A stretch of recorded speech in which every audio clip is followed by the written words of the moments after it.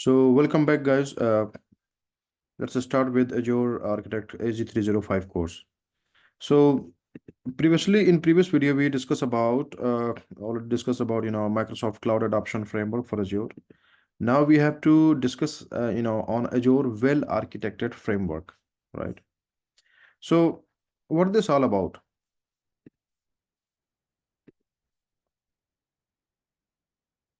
So if we want to build great thing on Azure, but you're not sure exactly what that means, using key principle throughout your architecture, regardless of technology choice, can help you design, build, and continuously improve your architecture. So in this, the topic we're going to discuss about pillars of the Azure well-architected framework, and identify key principle for creating a solid architecture foundation, right? So imagine, the Azure well-architected framework helps us to design, build, and continuously improve a secure, reliable, and efficient application. So, so the concept discussed in this, in this particular video, uh, represent some of the importance consideration when you are building a solution on the cloud. Okay. For details on the Azure well-architected framework, we have to visit Azure Architecture Center, right? So just go here and type Azure Architected Framework, this one, right? Design workloads that achieve business value over the time. You can see this kind of cost optimization, security, reliability, operational excellence, and performance efficiency. This is what is called well-architected framework. Workload design, reference architecture assessment, advisor, recommendation, and service guides. So features, updaters, new as well. So this is what you have to little bit go through these particular pillars and all, right? And workloads. So in the slide, let's move to the next. So Azure Well-Architected Framework pillars. The Azure Well-Architected Framework consists of 5 pillars: cost optimization, operational excellence, performance efficiency, reliability, and security. That's what we have to focus on, right? So, so let's little bit discuss about the pillars, right?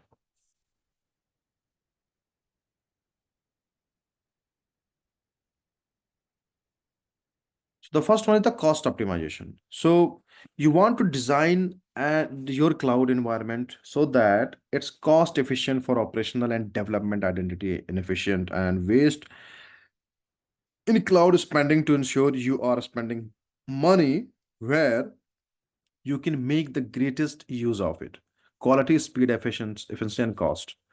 So you can see the modern development practice such as DevOps. You can enable faster development and deployment cycles. You need to have a good monitoring architecture in place so that you can detect failure and problem before they happen, or at a minimum before your customers notice.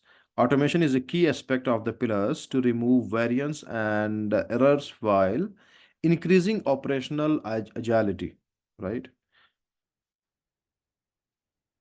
So performance efficiency, right? So let's talk about the operational excellence, right?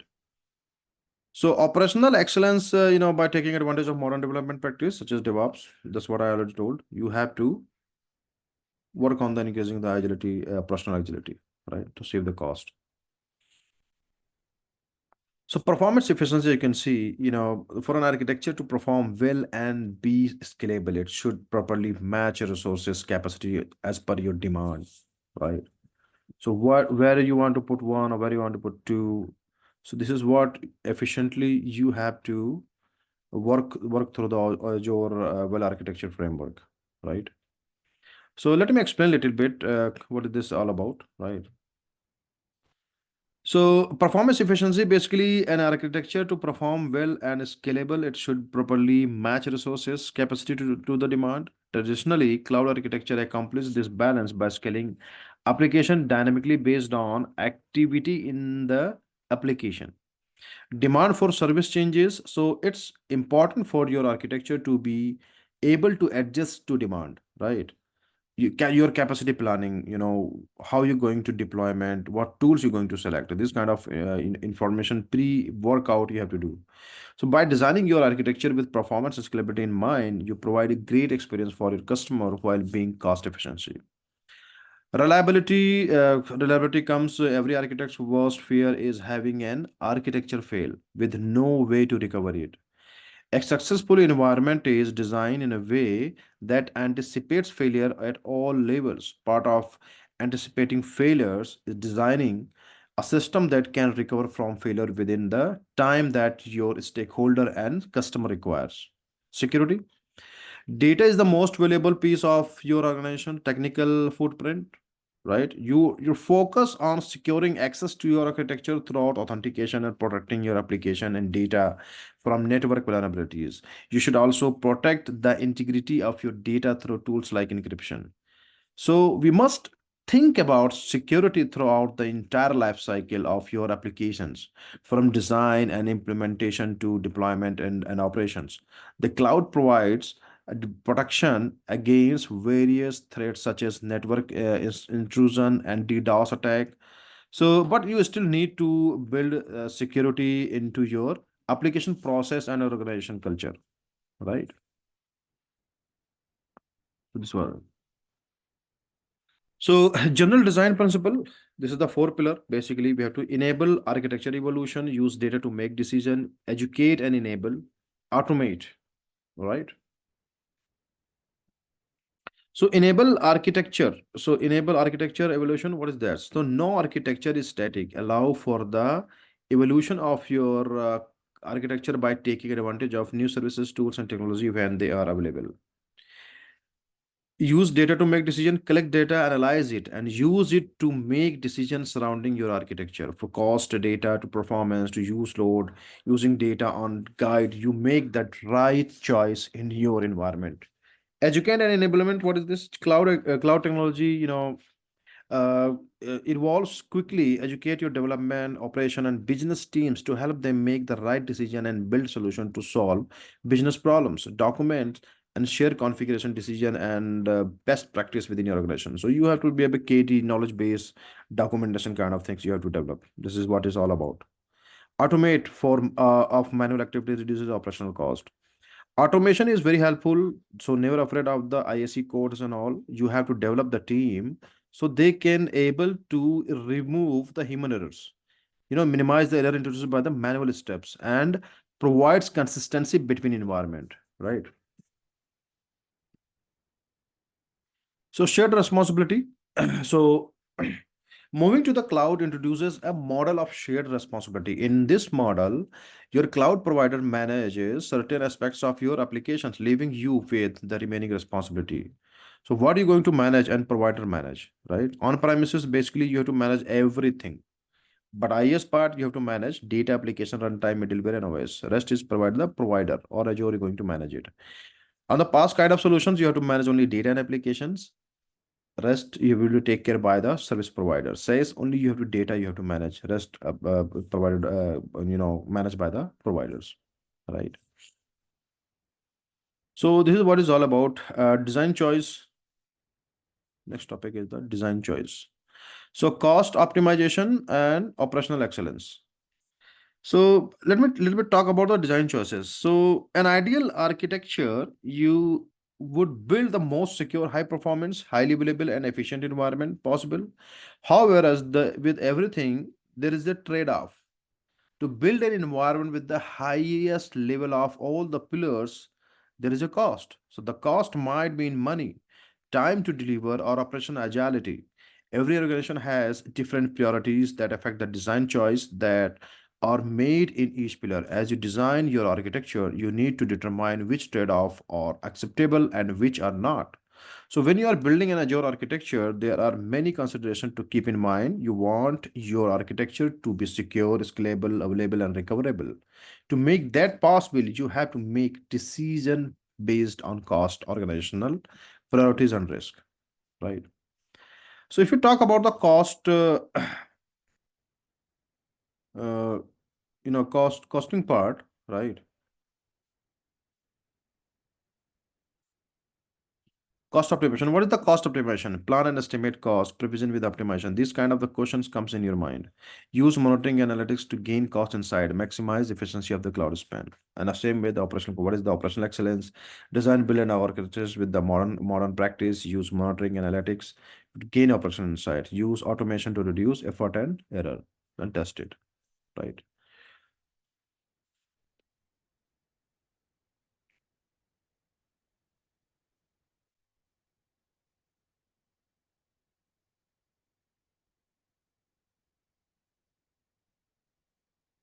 So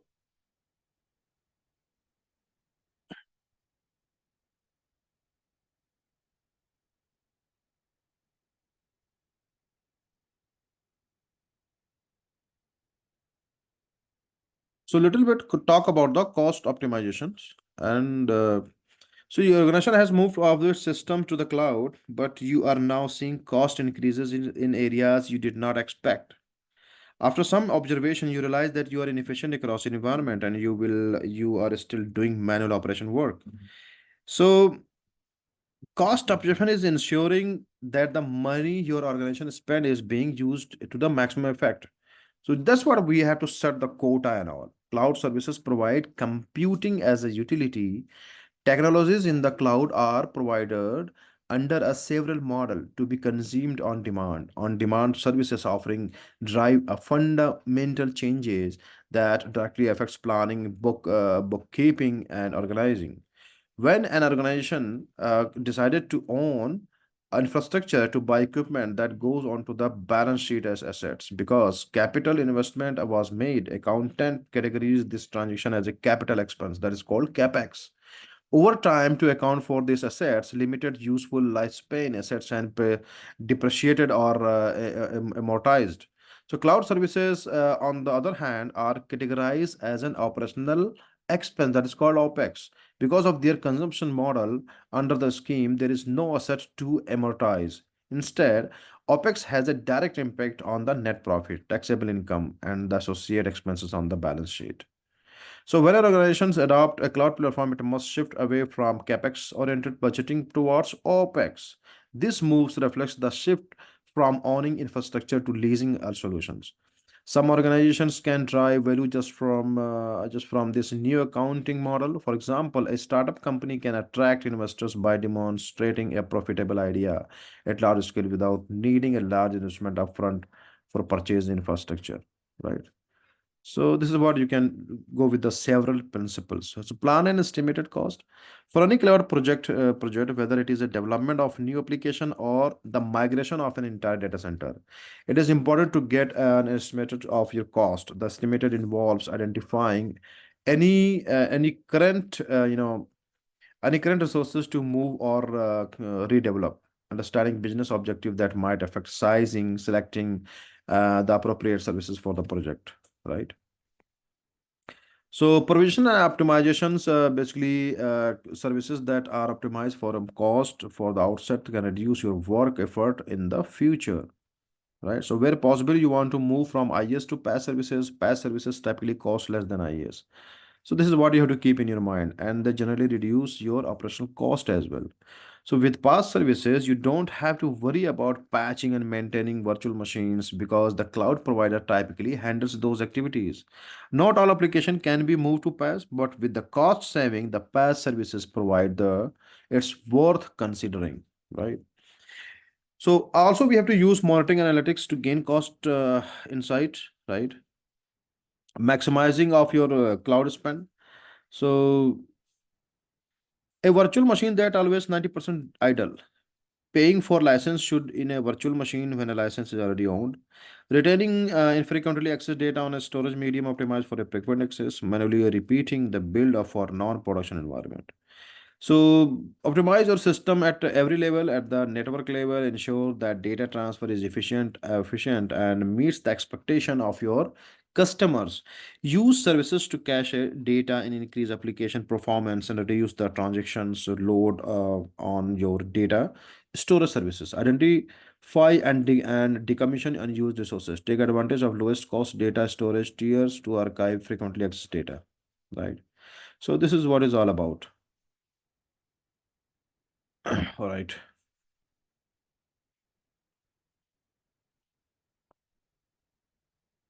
So reliability and build a high available architecture. Clustering replaces a single VM with a set of conditional VM. So these are the things we have to consider. VM fails or become unreachable. Services can fail over another one that can service the request. Load balancing spreads requests across many instances of a service, detecting failed instances and preventing requests from the being routed to them.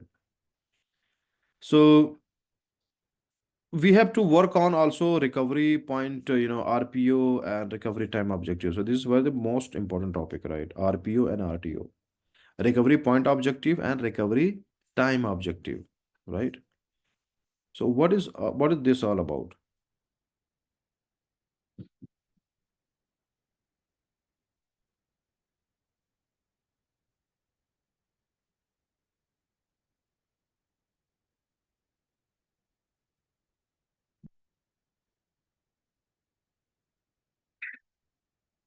Wait a minute, guys.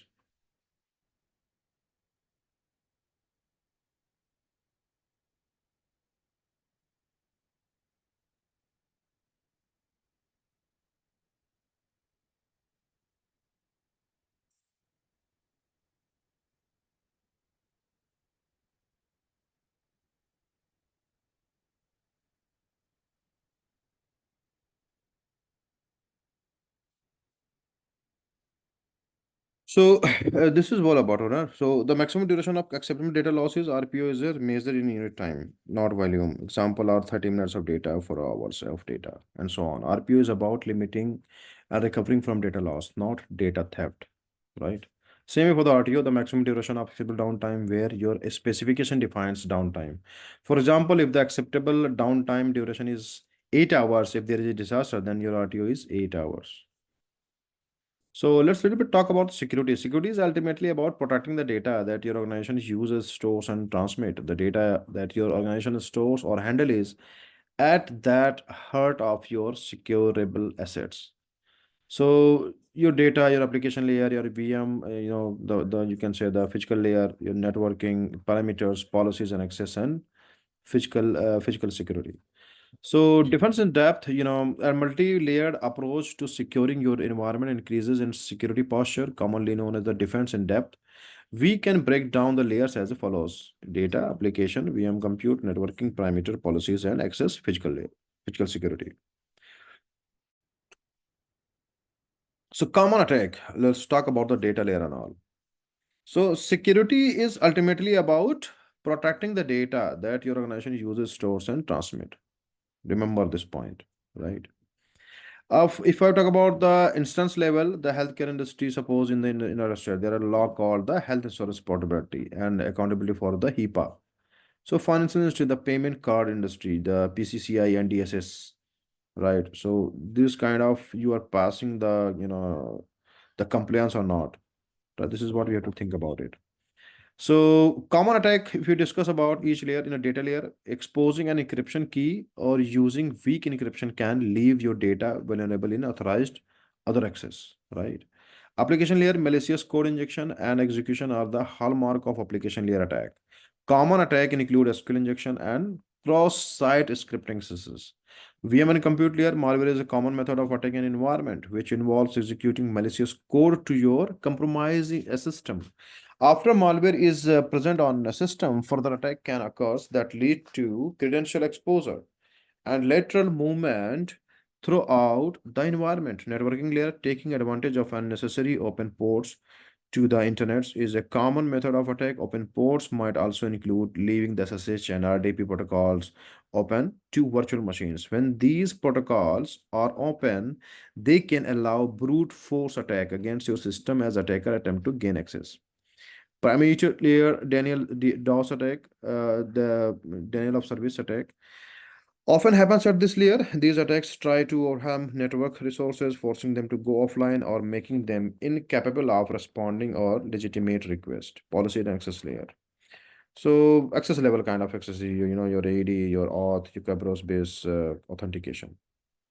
Physical layer unauthorized access to facility through method such as door drafting and theft of security badges can happen to this layer, right? So top of this, shared security responsibilities, right?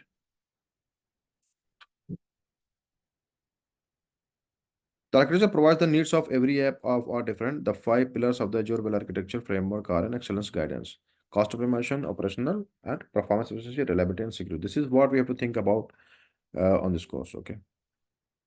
So thanks for your time, guys. We will discuss in our next video in the upcoming chapters. So we will discuss about design, identity, governance, and monitoring solution. So that is very important. It's too much theory. You have to stick with me and learn. Please like and subscribe this channel to get more update on the various cloud and DevOps tools. Thank you very much. Have a nice day.